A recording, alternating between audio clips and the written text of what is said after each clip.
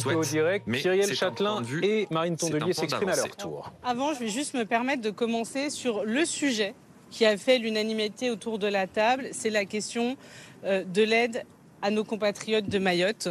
On a, pour la part des écologistes, porté deux sujets. Un, c'est l'inconditionnalité de cette aide. Les aides en termes d'accès à l'eau, d'accès aux soins, de mise à l'abri doivent être données à toutes les personnes qui vivent sur Mayotte. Et la deuxième chose, c'est la reconstruction. L'ensemble des partis et des groupes présents à cette réunion ont dit leur volonté de pouvoir être en soutien et agir, y compris par des voies réglementaires, par des moyens nouveaux alloués à la reconstruction. Une reconstruction qu'il faudra faire avec la conscience que d'autres catastrophes pourraient se reproduire et donc il faut avoir des bâtiments qui soient plus résilients, anticycloniques. Donc oui, la question de Mayotte a été un sujet abordé et sans doute l'unique sujet d'unanimité et de consensus. Mais voilà, il me semblait important de le redire parce que c'est un message. En vrai, si n'importe quel département de l'Hexagone était dans la situation où est Mayotte, cette réunion n'aurait pas eu lieu. Et ça, je pense qu'il faut être extrêmement clair. Ce qui se passe là-bas est un drame, est une catastrophe et nous devons, pour l'ensemble de la représentation nationale, donner notre solidarité. Sur la question que vous posiez, la position du Premier ministre, je vais déjà être clair sur un premier point. Pour les écologistes, il n'a jamais été question de venir discuter de la formation d'un gouvernement. Ça ne vous étonnera pas, nous sommes dans une opposition claire et ferme. Pourquoi ? Cette réunion nous l'a confirmé. Le Premier ministre n'a rien dit sur le budget et la possibilité d'avoir de nouvelles recettes. Le Premier ministre n'a rien dit sur le pouvoir d'achat. Il a eu des mots extrêmement vagues sur la question climatique, que d'ailleurs il a oublié dans sa conclusion. Et il n'a eu absolument aucun mot sur la question de la sauvegarde de l'emploi face au plan de licenciement. Cela nous conforte donc très clairement sur notre position dans l'opposition. Il y a eu un sujet sur lequel, on le sent, le Premier ministre pourrait flancher. Mais pour cela, il faut que nous tiennions de manière très ferme, c'est la question des retraites. Il dit « je suis prêt à rediscuter de la réforme des retraites et à mettre l'ensemble des partenaires sociaux autour de la table ». Nous disons très bien, les écologistes ont toujours été en soutien des syndicats, nous serons là. Mais qu'est-ce que ça veut dire surtout ? Ça veut dire que la réforme des retraites continue à s'appliquer et que l'ensemble des personnes qui, là, partent en retraite continueront à partir plus tard. Ça veut dire qu'on perd 8 mois. Ça veut dire que pendant 8 mois, on palabre et que la mesure s'applique. Et enfin, ça veut dire que les syndicats vont aller négocier avec une forme de chantage. Si vous ne cédez pas aux demandes du MEDEF, la réforme des retraites continuera à s'appliquer. Pour nous, ce n'est pas acceptable. Et surtout, nous avons encore en tête que Michel Barnier avait lui aussi parlé de corriger de la réforme des retraites. Il avait lui aussi invité les syndicats et ça n'avait rien donné. Donc aujourd'hui, nous sommes très loin d'avoir un Premier ministre qui a conscience de l'envie de changement. Très clairement, de l'opposition très forte qu'il y a dans le pays sur cette réforme. Donc non, ce n'est pas un bouger.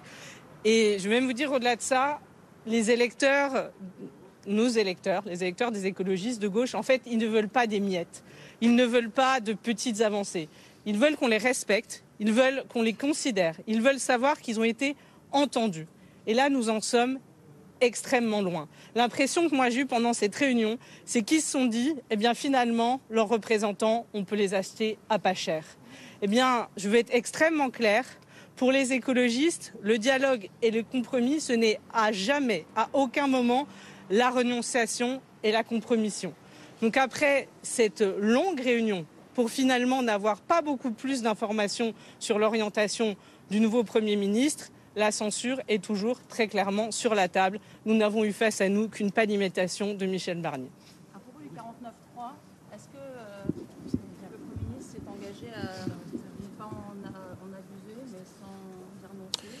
Non, mais globalement, ce que vient de dire Cyrielle Châtelain, en fait, on attendait un Premier ministre qui donne un cap, une orientation, une ligne. On a un budget sur lequel il va falloir travailler. On vient de voter la loi spéciale. Maintenant, il va falloir qu'on avance sur une question budgétaire. Nous n'avons rien eu. Nous n'avons eu aucune orientation. En fait, on a eu un consultant.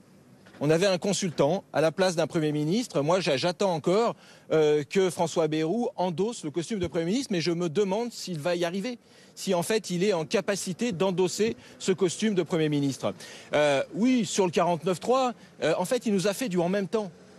Il a fait du en même temps pendant tout son discours. Si l'eau est trop chaude, on va mettre un peu d'eau froide. Sur le 49.3, il a dit « je ne l'utiliserai pas sur les textes classiques ». Enfin, peut-être pas, si on arrive à s'entendre. Je ne l'utiliserai pas sur la question budgétaire, si on arrive à s'entendre.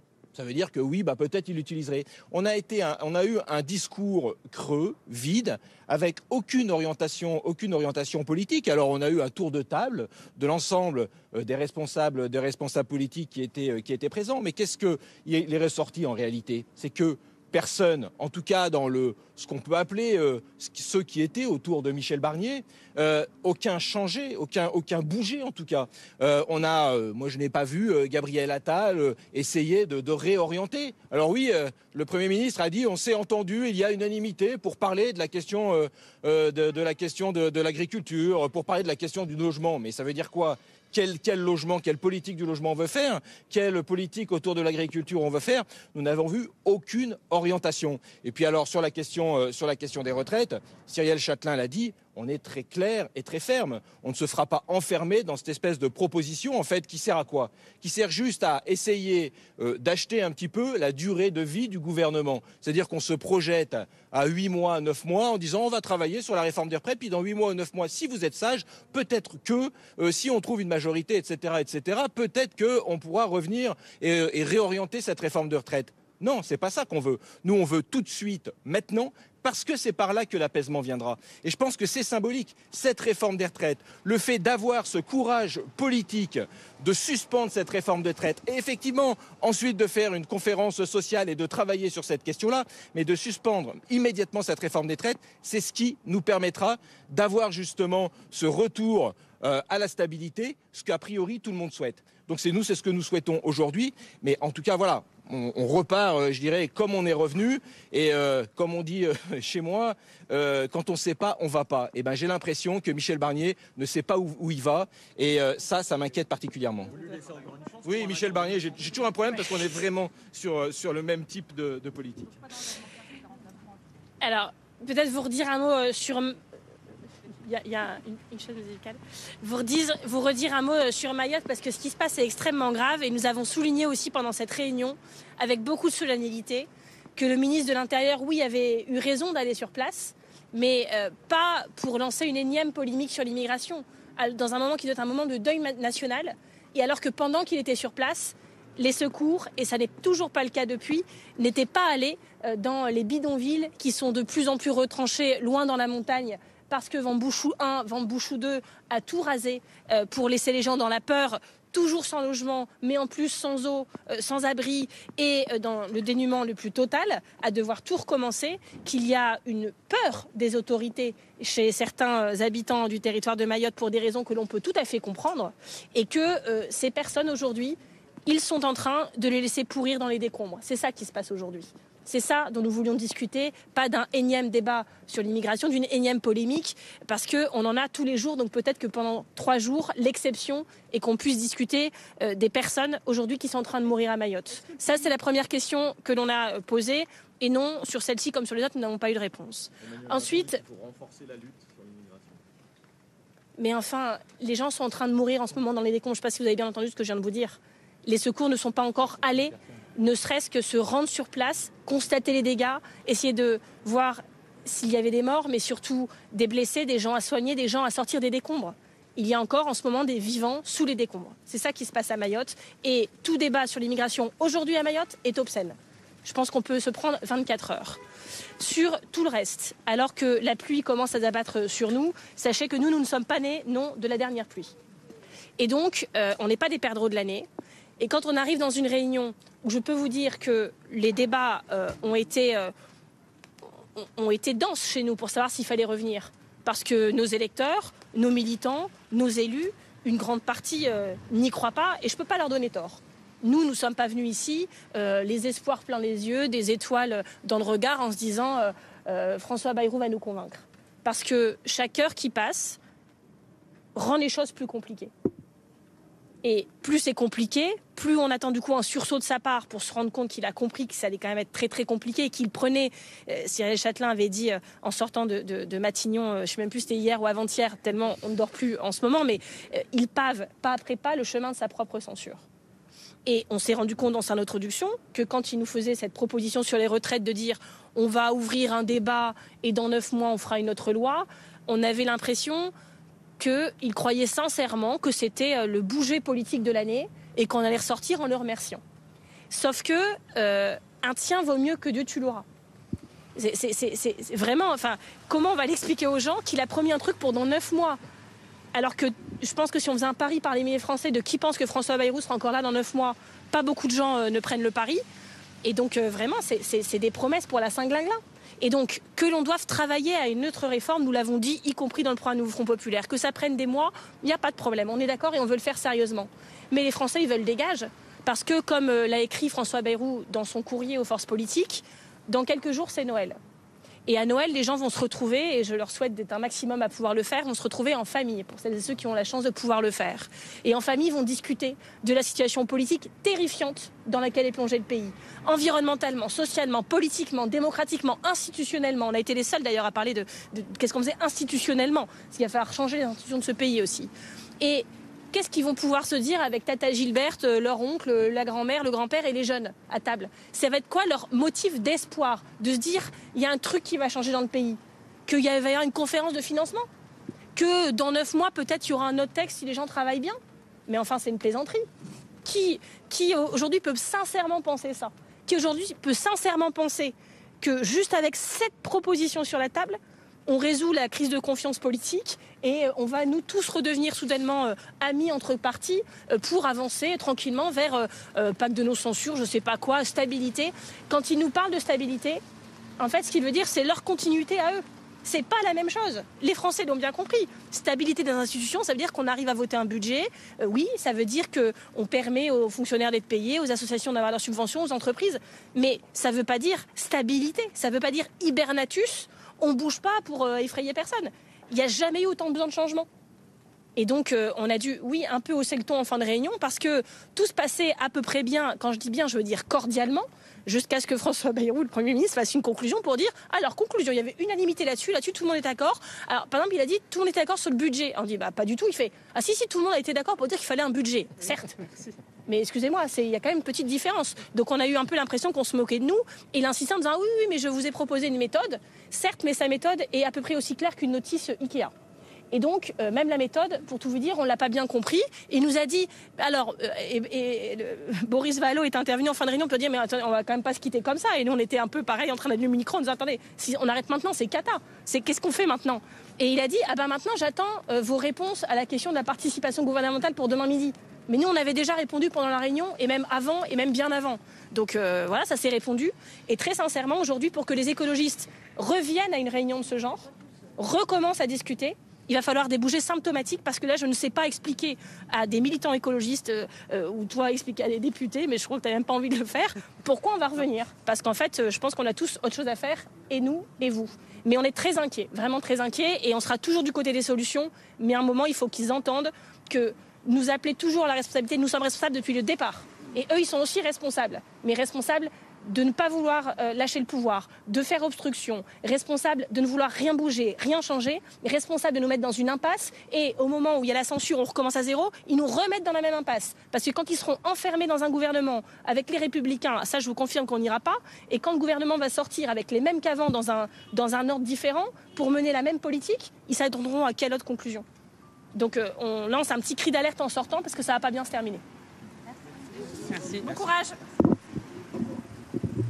Ça ne va pas bien se terminer, conclut Marine Tondelier. Les participants écologistes à la réunion organisée par François Bayrou cet après-midi à Matignon. Autre phrase à l'instant de Marine Tondelier, la méthode du nouveau Premier ministre est aussi claire qu'une notice Ikea. Comprenez, elle n'est pas claire, même si certains estiment que les notices Ikea sont très claires. Bonsoir Alba Dufour, merci d'être avec nous sur le plateau de BFM Story. Vous êtes députée LFI-NFP de Seine-Maritime. Oui. Je rappelle donc que la France Insoumise comme le Rassemblement national n'était pas à Matignon, représenté à Matignon cet après-midi. D'abord sur les propos là, à l'instant de Marine Tondelier pour les écologistes. Écoutez, je pense que sur le fond, elle a raison. Je regrette juste que ça ait pris autant de temps pour aboutir aux mêmes conclusions. C'est-à-dire que nous, ça fait 10 jours au moins qu'on dit qu'il n'y a aucune volonté de négocier vers la gauche de la part du président de la République, et M. Bayrou est là pour exécuter en premier lieu les désirs d'Emmanuel Macron, et que ça servait peut-être pas de s'agiter autour de ces négociations qui n'en sont pas, parce que le seul compromis qui a vraiment été proposé, si c'est ça, priorité au direct autour des socialistes, participants socialistes. Sérieux ? D'autant plus court Je peux même pas qu'on a en finir. réalité peu de choses à raconter.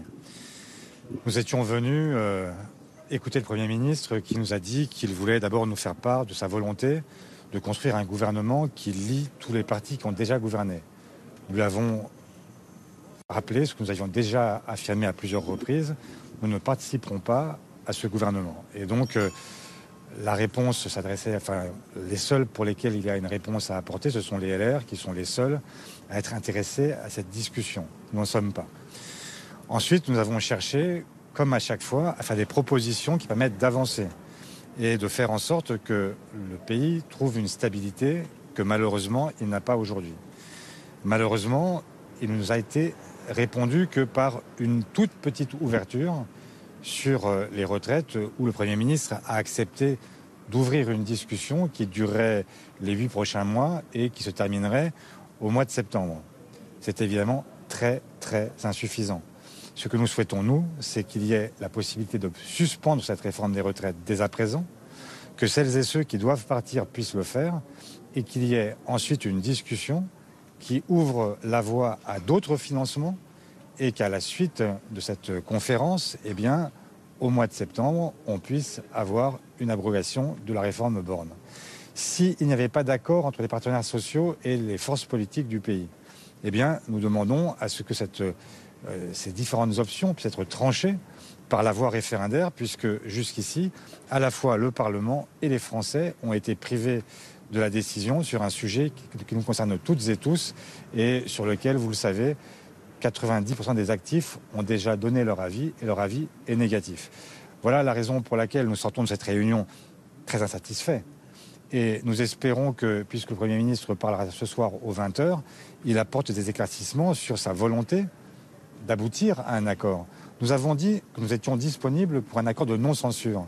Mais encore faudrait-il que nous ayons un interlocuteur qui soit prêt à nous donner les bonnes raisons de ne pas le censurer.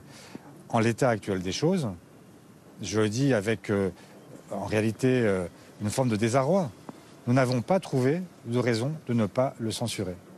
Donc nous attendons tous les trois, nous avons beaucoup discuté tous les trois en sortant de cette réunion pour partager un point de vue et un ressenti, mais nous sommes vraiment tous assez consternés en réalité par la pauvreté de ce qui nous est proposé. On ne peut pas, la formule est de Boris, échanger leur stabilité contre notre responsabilité. C'est ce qui a été en réalité le débat de ce tour de table très long, mais au cours duquel on a eu le sentiment d'avoir des gens qui étaient très heureux de gouverner, qui étaient très heureux de se dire qu'ils allaient continuer à gouverner et qui nous demandaient d'être des gens raisonnables en acceptant de les regarder gouverner. Mais ça n'est pas possible. Nous ne le ferons pas comme ça. Nous avons, nous aussi, des gens qui nous ont élus, qui nous ont demandé de les défendre. Nous avons, je le rappelle, même si ça paraît toujours dérisoire de le rappeler, mais nous sommes arrivés en tête de l'élection du 7 juillet et que ça devrait être nous qui accueillons aujourd'hui la droite à Matignon. Et c'est l'inverse qui se produit. Et nous sommes, en dépit de tout cela, prêts à discuter. C'est dire notre bonne volonté et notre capacité à ouvrir des portes pour le compromis. Mais nous ne sommes pas entendus à ce stade. Et nous demandons à l'être. Si nous ne le sommes pas, nous n'aurons d'autres possibilités constitutionnelles que de censurer à nouveau. Voilà ce que nous voulions vous dire, mais nous sommes en réalité dans une forme de dépit. Je n'ose même plus utiliser les mots parce que je ne veux pas mettre de l'huile sur le feu. Mais ça n'est pas possible. Il faut vraiment que le Premier ministre, celles et ceux qui l'entourent, se réveillent et prennent conscience de ce qui se joue maintenant. Et ce qui se joue, ce n'est pas seulement leur stabilité, mais c'est aussi le pays. Et ça demande à chacun des efforts, et ces efforts, pour l'instant, ne sont pas fournis. Merci. Ah oui, pardon. Je veux quand même, oui, le seul point d'accord de tous les participants, c'était de dire qu'effectivement, sur la situation à Mayotte, il y a une urgence. Encore que, si tout le monde a reconnu l'urgence, nous n'avons pas compris quelles étaient les solutions. Le Premier ministre a évoqué lui-même, dans un calcul qui lui appartient et dont je ne connais pas les ressorts, il a évoqué 5 milliards d'euros à mettre sur la table. Mais ces 5 milliards-là, ils ne peuvent pas être payés par les Français qui sont déjà dans la difficulté. Et donc, ce que nous avons demandé, c'est que ce soit en réalité une contribution exceptionnelle avec un prélèvement sur les grandes fortunes qui permettent de venir au secours de ces populations. Et ça ne peut pas être dans un délai qui soit celui de Notre-Dame. On entend beaucoup la comparaison. Oui, enfin Notre-Dame, ça a mis 5 ans. Là, vous avez des gens qui sont dans le dénuement le plus absolu et ça demande qu'il y ait un effort immédiat, très substantiel et qui ne peut pas être prélevé sur les Français qui n'en peuvent déjà plus. Donc oui, il y a besoin là aussi de faire contribuer celles et ceux qui se sont tellement enrichis pendant les 7 années de macronisme. Qu'est-ce qu'il a répondu à cette proposition ? Il n'a pas répondu à cette proposition. Il a dit qu'il y avait un accord sur le fait qu'il fallait éventuellement une loi spéciale. Ça, nous en convenons tous. Mais cette loi spéciale, elle doit aussi être financée. Et donc, ce financement, de notre point de vue, il ne peut venir que des grandes fortunes. C'est une contribution, là, pour le coup, qui est très provisoire et qui suppose que le patriotisme, c'est d'abord d'assurer la cohésion du pays. Et j'aimerais que on n'appelle pas au patriotisme des plus vulnérables, mais qu'on l'appelle aussi quand il s'agit des plus riches et de ceux qui ont les moyens d'assurer cette cohésion. Voilà, merci beaucoup. Merci beaucoup. Voilà, le patron du Parti socialiste qui s'estime très insatisfait à l'issue de cette réunion à Matignon. Nous n'avons pas trouvé de raison de ne pas le censurer. Alors, dit par les écologistes, et c'est plus simple, la censure est toujours sur la table. Alma Dufour, vous aviez commencé à dire, et presque à vous adresser à vos camarades du Nouveau Front Populaire, pourquoi y être allé dans ce cas-là, pour arriver à une telle conclusion, c'est ce que vous disiez. C'est un peu ce qu'on dit, parce que ça fait 10 jours qu'on nous joue ce jeu, cette farce en fait. On sait très bien que si Emmanuel Macron avait voulu respecter le vote des Français, faire de la place à la gauche, il l'aurait fait déjà en juillet, il l'aurait fait aussi peut-être en nommant M. Cazeneuve, il a choisi M. Bayrou. Et oh surprise, alors que depuis 10 jours, les macronistes n'ont donné aucun gage sur le pouvoir d'achat, sur les salaires, sur les plans sociaux, et maintenant sur Mayotte, c'est quand même le grand flou. Je dois quand même rappeler qu'on ne sait même pas le nombre de morts là aujourd'hui qu'il y a à Mayotte. C'est terrifiant, on a vu passer des estimations qui ne sont pour l'instant pas confirmées, mais de plusieurs milliers de morts. Donc vous réitérez votre message, revenez à la maison. Mais en fait, c'est-à-dire qu'à un moment donné, il va falloir... des écologistes, des communistes, ce qu'on dit, c'est qu'on n'a pas envie de perdre beaucoup plus de temps. La situation du pays, elle est urgentissime. Mais on reste dans l'impasse, quoi que vous souhaitiez faire, vous, les Insoumis. En fait, ce qui se passe, c'est qu'aujourd'hui, Emmanuel Macron a conduit ce pays dans le mur. Dans le mur budgétaire, dans le mur économique, dans le mur des faillites, dans le mur de la pauvreté des Français. Emmanuel Macron ne veut pas que la gauche gouverne. La gauche est arrivée en tête. Nous, ce qu'on dit, c'est qu'à un moment donné, il va falloir poser la question de la responsabilité du président de la République au lieu de venir à son secours et d'essayer d'être sa dernière roue du carrosse, d'assurer la stabilité, alors qu'on sait que c'est lui qui bloque et que, comme elle l'a dit, Marine Tondelier, on va perdre encore 8 mois avec des compromis qui n'en seront pas et des choses que les Français ne veulent plus. Daniel Fasquelle nous a rejoint. Bonsoir. Bonsoir. Bienvenue, vous êtes membre de la direction collégiale du Parti Les Républicains. Vous avez participé à cette réunion cet après-midi à Matignon. Je me tourne vers vous dans un instant. Juste le temps de rappeler, Laurent, que finalement, ce soir, François Bayrou est toujours coincé sur sa gauche. Oui, et ce à quoi on vient d'insister est extrêmement intéressant parce que parfois, le corps et le visage parlent mieux que les mots. Et les trois responsables... Langage non verbal. Oui, les 3 responsables socialistes sont réellement dépités. Parce qu'ils n'ont pas intérêt, contrairement au gouvernement Barnier, à faire tomber Bayrou le plus vite possible dans 1 mois, 2 mois, 3 mois. Ils ont plutôt intérêt à ce que Bayrou reste en place et pour de longs mois. Et donc ils attendaient de François Bayrou qu'il leur donne un certain nombre de raisons, non pas de se renier, mais au moins de trouver un terrain de compromis. Et la vérité, c'est qu'au bout de 2h30 ou presque de réunion, il a fait une avancée, une petite avancée, François Bayrou. C'est tiens, je vous offre une conférence sociale en septembre avec tous les partenaires sociaux qui durerait 9 mois. Et puis si en septembre... Reprendre les retraites sans suspendre la réforme. Et au bout de 9 mois, si cette discussion n'a pas abouti, eh ben, on reviendrait au statu quo ante et ce serait la réforme de 2023 qui s'appliquerait. C'est très court, parce que si on fait la liste de toutes les demandes de la gauche, et singulièrement du Parti socialiste, il y avait les retraites, il y avait la question des salaires, il y avait la question du 49.3, il y avait la question de la taxation des hauts revenus, qu'on va mettre sous le vocable de justice fiscale, et là, visiblement, il n'y a rien, il n'y a rien eu. Daniel Fasquelle, 3 hypothèses offertes par le nouveau Premier ministre aux participants de la réunion. Rentrer au gouvernement, ne pas y entrer, mais le soutenir ou maintenir une opposition, disons-le, radicale. Vous vous situez où? Il attend une réponse pour demain, François Bayrou. Le point principal sur lequel nous avons insisté, Gérard Larcher et ensuite Laurent Wauquiez, c'est qu'il faut donner de la stabilité au pays. On vit, c'était rappelé avant moi, une crise d'une violence absolument incroyable. Il y a évidemment ce qui se passe à Mayotte, mais il y a des attentes très fortes sur les services publics, sur la santé, sur l'agriculture, évidemment sur la question de la sécurité, de la lutte contre les flux migratoires. Je suis bien placé pour le savoir, mais qui suis un élu du Pas-de-Calais. Et donc il faut absolument, face à cette crise, un minimum de stabilité, parce qu'il faut bien comprendre que l'instabilité politique aujourd'hui, elle crée de l'instabilité économique, et elle crée du malheur pour le pays, puisque aujourd'hui les entreprises, au lieu d'investir, sont dans une position d'attente. C'est vrai aussi pour les collectivités locales. Donc c'est toute la machine du pays qui est en train de se mettre à l'arrêt. Donc vous dites sur le principe, pourquoi pas entrer au gouvernement, participer au gouvernement. C'est un sujet de responsabilité. La crise politique aujourd'hui ajoute à la crise fondamentale que nous vivons, et donc il faut un minimum de stabilité. Donc, on sait qu'il n'y a pas de dissolution possible avant 6 mois. Donc nous, ce que nous demandons à travers Gérard Larcher, Laurent Wauquiez et les Républicains, et la droite républicaine, nous demandons 6 mois de stabilité. Et nous appelons à la responsabilité. Aux participants, aux autres formations ayant participé à cette réunion, on ne censure pas le nouveau gouvernement Bayrou pendant 6 mois. Nous demandons notamment au Parti socialiste de ne plus mêler ses voix au Rassemblement national. Vous venez d'entendre le PS, je n'ai pas l'impression qu'il soit tout à fait dans l'état d'esprit qui est le vôtre. Oui, mais il faut que le PS prenne ses responsabilités. S'ils veulent l'instabilité du pays, une nouvelle motion de censure poussée, je ne sais pas, le président de la République et la démission, je ne sais pas, s'ils veulent créer le désordre dans le pays, qui continue comme ça. Si je peux rebondir là-dessus. Donc on peut. Non, je voudrais simplement, s'il vous plaît, mais vous avez si je peux juste terminer. Donc nous, ce que nous voulons, c'est 6 mois de stabilité. Et nous appelons les formations politiques à la responsabilité, en particulier le Parti socialiste.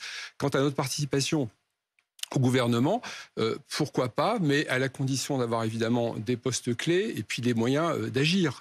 Et donc pour cela, il faut que le Premier ministre nous donne des garanties quant au fait que... Vous sentez que ça a un petit peu bougé d'ailleurs dans un sens favorable à vos yeux cet après-midi? Il y a des discussions qui sont engagées, mais vous avez vu que... Et puis surtout, c'est quand ça? Parce que si ça doit être avant Noël, Bruno Retailleau ou Annie Genevard ou d'autres ministres des Républicains ont fait la preuve de leur efficacité quand ils étaient au gouvernement, dans le gouvernement Barnier. Beaucoup regrettent d'ailleurs aujourd'hui Michel Barnier. Permettez-moi de rappeler qu'il s'est passé 3 mois. Donc en tout cas, ils ont fait des annonces. Écoutez, en tous les cas, pas seulement des annonces. Non, pas seulement des annonces. Regardez les attentes, le désespoir du monde agricole du fait qu'il y ait eu le départ de Michel Barnier et la censure. Et en ce qui concerne Bruno Retailleau, je pense qu'il y a unanimité pour dire qu'en quelques mois, il a fait un gros travail. Donc nous sommes prêts, nous, à apporter notre participation à ce gouvernement, mais à la condition d'avoir des vrais moyens d'agir, d'action, dans le respect de ce que nous sommes et nos valeurs. On a encore besoin de garanties, sachant que vous le rappeliez, Alexis, J-5 avant Noël. Or, François Bayrou réaffirme cet après-midi qu'il y aura un nouveau gouvernement avant Noël. Alma Dufour, vous souhaitiez intervenir? Oui, je souhaite intervenir parce que vraiment, je ne partage absolument pas le diagnostic qui vient d'être fait. Plus on laisse Emmanuel Macron et sa politique, donc un Premier ministre du camp macroniste qui est M. Bayrou, au pouvoir, plus nous allons nous enfoncer dans la crise. J'observe 2 choses. L'avalanche des plans sociaux dont je parlais, 150 000 emplois là, qui sont menacés à très court terme, la vie de 150 000 familles, dont on parle notamment dans l'industrie, elle ne date pas de la censure. Elle date de cet été, puis de septembre. Nous, pendant toute la rentrée, nous sommes allés à Bercy plusieurs fois demander ce que le gouvernement comptait faire pour le secteur de l'automobile, pour les sous-traitants, pour la chimie, pour la pharmacie. On n'a eu aucune réponse. On ne peut rien faire, on ne peut rien faire, on ne peut rien faire. Donc je vous le dis, la vie de ces salariés, leur emploi, ils ne sont pas en sécurité avec un gouvernement macroniste qui resterait jusqu'en août. Autre sujet, On a entendu beaucoup. Non, restons là-dessus si vous le permettez, parce que j'entends ce que vous dites. Oui. Néanmoins, en étant tout à fait pragmatique, il n'y aura pas de Premier ministre NFP. Là, on a François Bayrou. Parce que vous n'avez pas de la majorité question à l'Assemblée, prioritaire, c'est madame. Et du coup, c'est quel gouvernement? Écoutez, je vais Vous n'avez pas de majorité à Laissez-moi l'Assemblée. finir. Du coup, je vous ai écouté, c'était long et un peu ennuyeux. Du coup, laissez-moi finir. Soyons respectueux et laissez-moi parler. finir. Laissez-vous parler. Donc, ce que je veux dire, pourquoi personne n'a de majorité à l'Assemblée, et certainement pas les Républicains qui sont le 4e groupe arrivé à l'Assemblée aux élections. Qu'est-ce qui fait que la gauche n'est pas appelée? En fait, j'aimerais pointer la responsabilité d'un acteur dont on ne parle jamais. Que vous seriez moins censuré que la... Le Rassemblement national joue un jeu dangereux. Il fait semblant d'être de gauche quand ça l'arrange. En réalité, il est beaucoup plus proche de Macron que ce qu'il veut bien le dire. Et le Rassemblement national a d'entrée de jeu dit qu'il censurait a priori tout gouvernement de gauche, fut-il d'ailleurs dominé par M. Cazeneuve, donc hors NFP. Le Rassemblement national, en faisant ça, il a choisi. En fait, le Rassemblement national, il devait choisir un camp, celui de la droite et celui de Macron, de fait, ou celui de la gauche et des avancées sociales. Il a choisi le camp de Macron, tout en gardant le hocher de la censure, le hocher de la censure quand il sent qu'il y a trop de pression du côté de sa base populaire. Ce que je veux dire, c'est que j'aimerais qu'on leur demande des comptes, puisqu'ils se préparent pour la prochaine présidentielle, et qu'ils assument devant leur électorat populaire qu'en fait, ils ne veulent pas de l'indexation des salaires sur l'inflation, ils ne veulent pas de l'abrogation de la réforme des retraites, ils ne veulent pas qu'on sauve les usines qui sont en train de fermer, ils ne veulent pas qu'on bloque les factures d'électricité. C'est pour ça aujourd'hui que la gauche ne peut pas gouverner. Jean-Luc Mélenchon qui réagit cet après-midi à la réunion à Matignon et qui appelle ses partenaires à ne pas perdre de temps à des débats sans issue. Daniel Fasquelle, vous à droite, vous n'avez pas l'impression que ça s'agite beaucoup sans garantie d'obtenir un résultat concret dans les prochains jours? Monsieur Mélenchon veut le chaos de toute façon dans le pays. Non, il veut que ça avance pour les gens. Mais bien sûr, mais on sait très bien qu'il veut pousser Emmanuel Macron à la démission et pour cela provoquer le chaos dans le pays. Ça n'est pas la position des Républicains. Nous voulons pendant 6 mois un minimum de stabilité. Vous y croyez à un gouvernement avant Noël? Le Nouveau Populaire n'a pas de majorité. La seule majorité qui tienne, c'est une majorité de non-censure. Si tous ceux qui étaient cet après-midi à Matignon... Pourquoi elle serait encore occupée par ceux qui ont perdu les élections? Accepte de donner ce répit de 6 mois au pays, 6 mois de stabilité, parce que la crise est là, on a ce diagnostic en partage, mais il ne faut pas ajouter de la crise à la crise. Voilà. Et donc, il faut agir de façon responsable, et en tous les cas, c'est la position aujourd'hui. Vous y croyez au gouvernement avant Noël, avant mardi prochain? Mais le budget 2024 c'est tout à fait possible, mais encore une fois, tout dépend de savoir si le Parti socialiste mêlera ses voix au Rassemblement national ou à LFI, ou s'ils seront capables de responsabilité et d'accepter de donner 6 mois de stabilité à notre pays. Donc c'est plutôt Alexis, le mot de la fin. C'est plutôt chez les Républicains là qu'on attend une réponse et que François Bayrou attend une réponse pour la composition de ce gouvernement. Mais je pense qu'il ne faut pas confondre deux choses. Il y a la question de la non-censure et nous ne censurons pas le gouvernement, sauf s'il y avait des ministres LFI ou si on appliquait le gouvernement NFP. Voilà, donc vous censuriez si la force qui arrivait en tête était nommée au gouvernement et vous faites comme si vous étiez pour la stabilité. Par contre, la question de la participation de nos gouvernements, elle est conditionnée effectivement au fait que l'on nous donne des postes clés et qu'on ait les moyens d'agir. Alexis. Oui, non, c'est toujours... C'était la question que vous posiez. Oui, c'était la question un peu conclusive, mais c'est vrai que c'est une vraie question tout de même sur le calendrier, puisqu'il y a cet engagement répété de François Bayrou d'y arriver à ce gouvernement avant Noël, et on voit bien que du côté des Républicains, qui étaient une force essentielle de l'équipe sortante, il y a encore beaucoup de questions pour confirmer bien cette participation. On en reparle dans le... je note Laurent, que vraiment François très court, s'il vous plaît. n'a donné aux socialistes, aux écologistes, aux communistes aucune garantie pour qu'ils prônent la stabilité comme vous venez de le faire. Ils n'ont rien obtenu. Peut-être demain, peut-être après-demain. On n'est pas sorti des ronces. Bah oui. C'est ça. Merci. On en reparlera dans la deuxième heure de BFM Story.